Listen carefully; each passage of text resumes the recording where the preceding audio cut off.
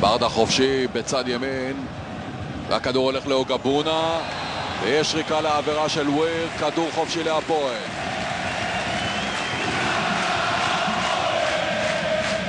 והקהל האדום מתעורר.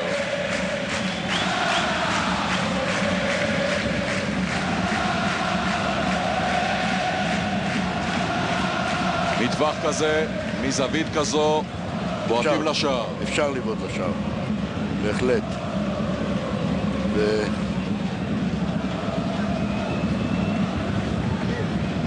מקרגור רוצה 3 בחומה. לא, מצרף עכשיו עוד שחקן. טועמה ליד הכדור. אוגבונה, ברדה ואנטבי בתוך הרחבה. טועמה אל הכדור, מסובב, פנימה! איזה שער ענק! סלים טועמה בדקה 43! איזה ביצוע נהדר! טועמה בגדולתו! הסקוטים חששו ממנו והם ידעו למה. תראו את הכדור הנהדר הזה של טועמה אל בין החיבורים.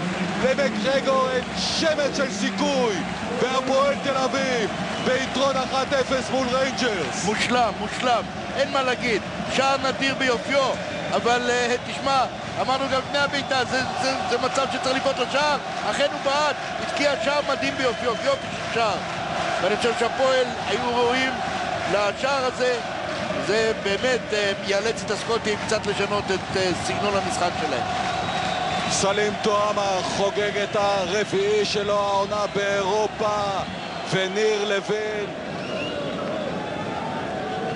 בינתיים לפי ההוראות של רון ציבלין, מאמן הכושר, גילי ורמוט אמור להיות המחליף השני של ניר לוין. אבוקסיס לאנטבי, כדור אצל דגו, דברונו משתחרר, רואה את ברדה בצד ימין, מכניס לו את הכדור, ברדה! ברדה! נו! זה ברשת!